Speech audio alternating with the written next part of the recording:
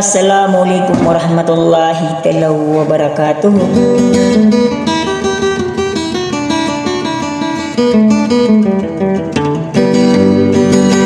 Sa katikpon sa mga rinarinawa kan din ng mga pangurmata ka na sa giyang kaiyang bubulayo ka.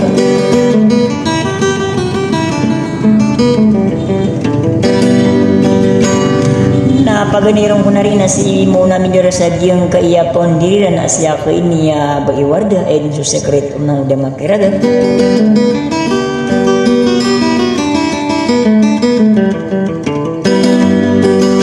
Nagugyang kaiya presidentiran ay din na susangkupan kalalamin yung na rin na ginan sa kulayakan.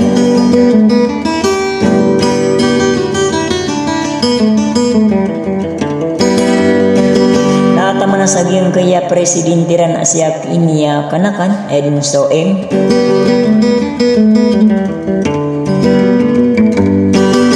Nagugyang kaya New Zealand asyak iniya rikulayakan na iya Prinsesa Bibilag.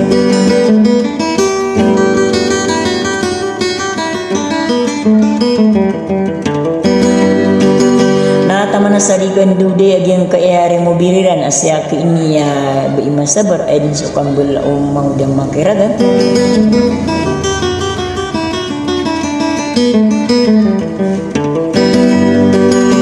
Nasi ko na rin isisampur na sa giyang kaya ay din na sa pirutakan.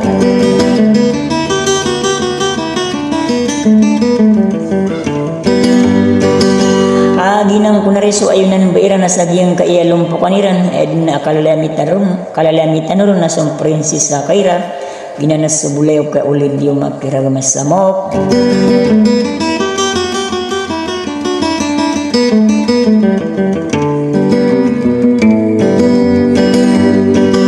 Sa banda pa na rin mililambag yung kaya si Baay Fatma.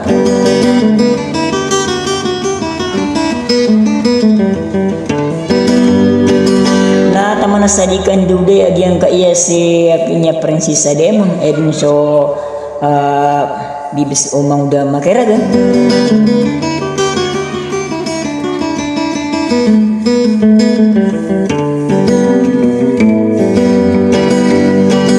Sa tiga na tiyagunakan siya sa diyang kanakatina pamakin ganin sa wassalam.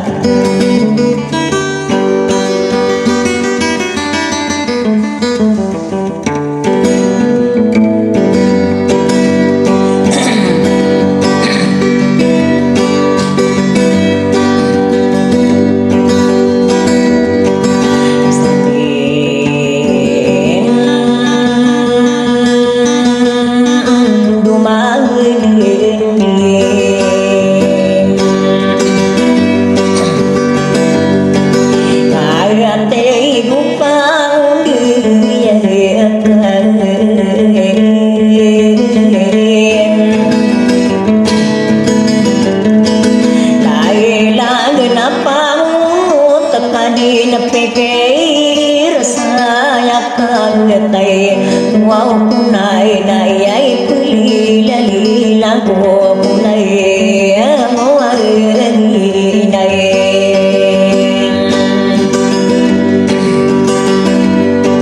wai umakiral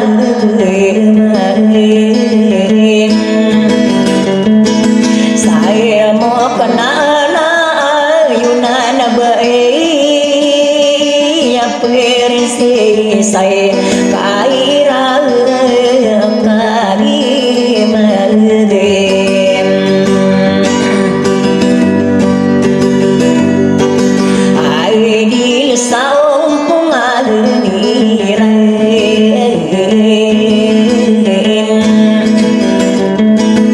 ai nanam bai masabar akamai kira dia ikut pergi nalang kau kudekan main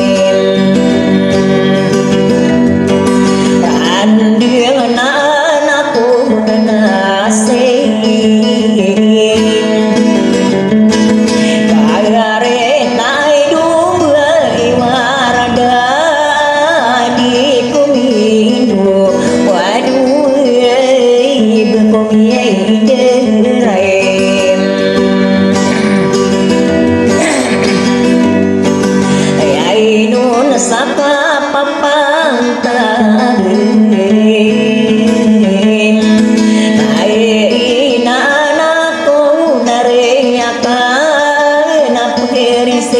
say bila bapataya milambe au sawam pungani rai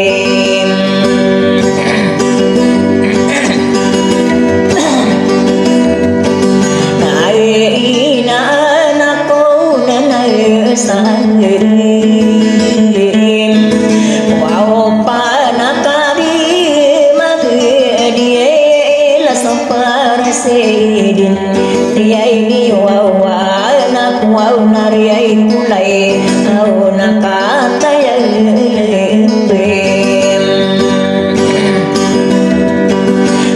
mambu nabu sakasa nakandri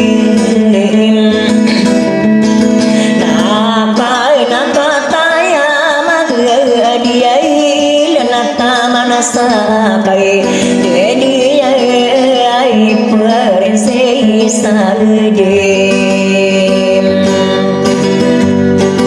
ai mau nakadi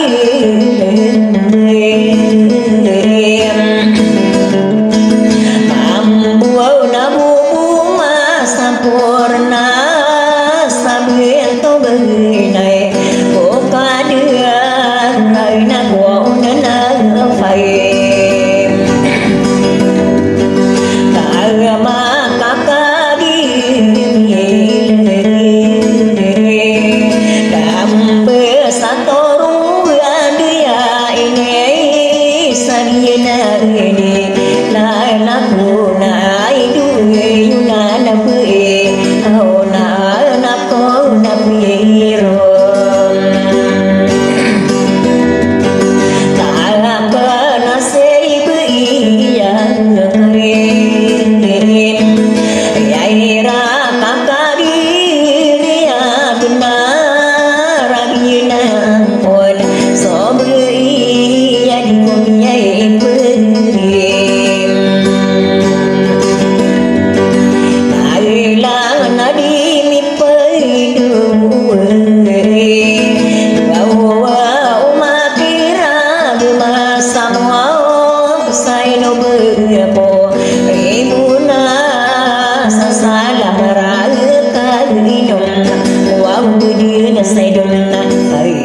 Wow,